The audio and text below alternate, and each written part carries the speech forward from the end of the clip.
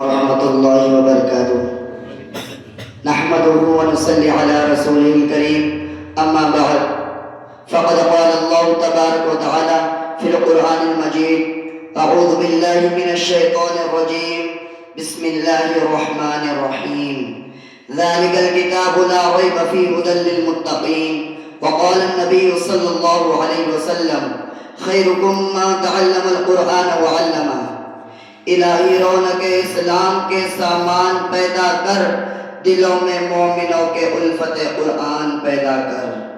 Stage پر رونق افروز بزرگان دین اور حاضرین مجلس، آج کی اس محفل میں اور آج کی اس مبارک اجلاس میں میرا موضوع سخن دنیا کی سب سے پاکیزہ اور مقدس کتاب قرآن پاک ہے۔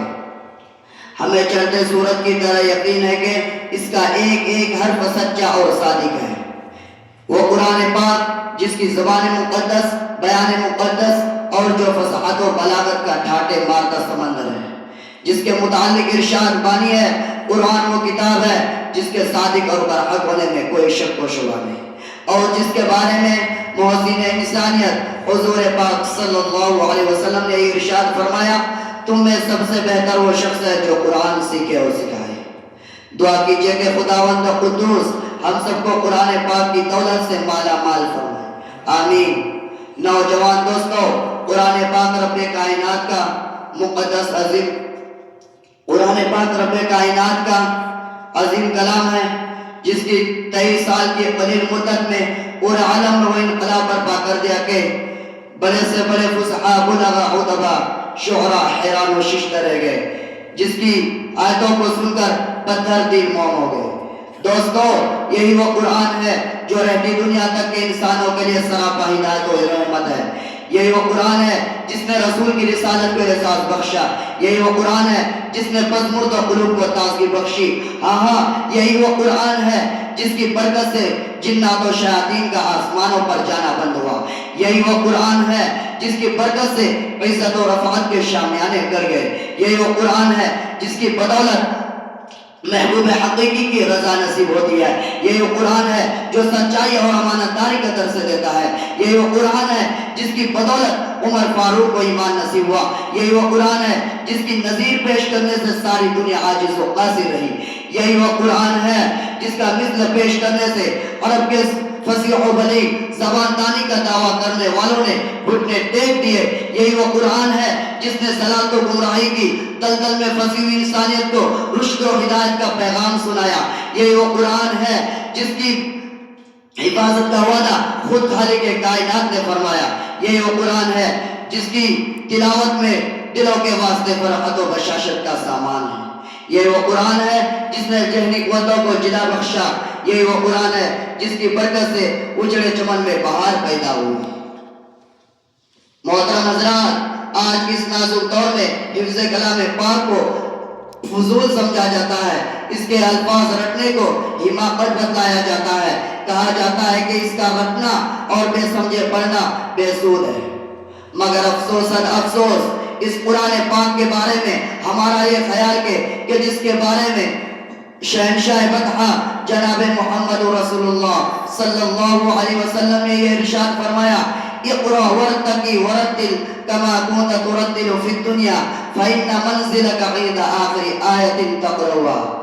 قیامت کے دن حافظ قرآن سے کہا جائے گا قرآن پڑھتا جا اور جنت کے درجوں پر چڑھتا جا، اور ٹھہر ٹھہر کر پڑھ جیسا کہ تو دنیا میں ٹھہر ٹھہر کر پڑھا کرتا تھا۔ بس تیرا مقام اور ٹھکانہ وہی ہے جہاں آخری آیت پر پہنچے۔ یاد رکھو، یہ قرآن دنیا کی سب سے بڑی نعمت ہے۔ یہ زمین و آسمان، چاند و سورج، ستارے کوئی اس نعمت کا مقابلہ نہیں کر سکتے۔ یہ قرآن رب کائنات کا مقدس اور عظیم کلام ہے، اور کیوں نہ ہو جبکہ اس کا اتارنے والا امین، جس کے ذریعے اتارا گیا وہ بھی امین، جس ذات پر نازل ہوا وہ بھی امین، جس مقام پر نازل ہوا وہ بھی امین، جس مہینے میں نازل ہوا تمام مہینوں سے افضل، اور جس رات میں نازل ہوا 1000 مہینوں سے بہتر۔ اللہ کا مقدس کلام تمام کلاموں سے افضل اور برتر ہے۔ حدیث پاک میں آتا ہے فضل کلام اللہ علی سائر الکلام کفضل اللہ علی خلقہ۔ اللہ کے کلام کو تمام کلاموں پر ایسی ہی فضیلت ہے جیسی خود خالق کائنات کو تمام مخلوق پر۔ اللہ کا دلارا اور خدا کا پیارا نبی ارشاد فرماتے ہیں جس نے قرآن پڑھا اور اس پر عمل کیا اس کے والدین کو کل قیامت کے دن سورج سے بھی زیادہ روشن تاج پہنایا جائے گا۔ غور کرنے کا مقام ہے جب والدین کو اس طرح قدر انعام سے نوازا جائے گا تو خود پڑھنے والے کا مقام اور مرتبہ کا کیا عالم ہوگا۔ حضرات قیامت کا میدان ہوگا اور ایسے 10 آدمی جن کے لیے جہنم واجب ہو چکی ہوگی، حافظ قرآن رب کے بارگاہ میں سفارش کرے گا، پروردگار عالم اس کی سفارش قبول ہوگا اور اس حافظ قرآن کی برکت سے اسے نجات عطا ہوگی۔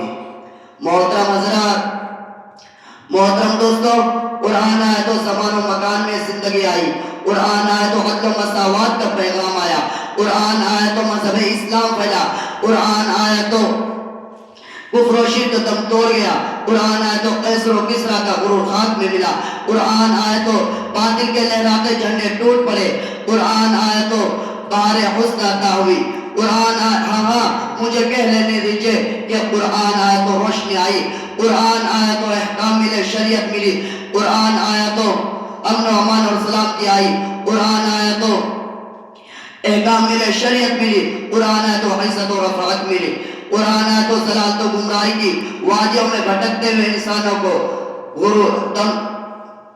قرآن آئے تو ضلالت و گمراہی کی وادیوں میں بھٹکتے ہوئے انسانوں کا درد و غم ملا، قرآن آئے تو دوستو سب کچھ ملا۔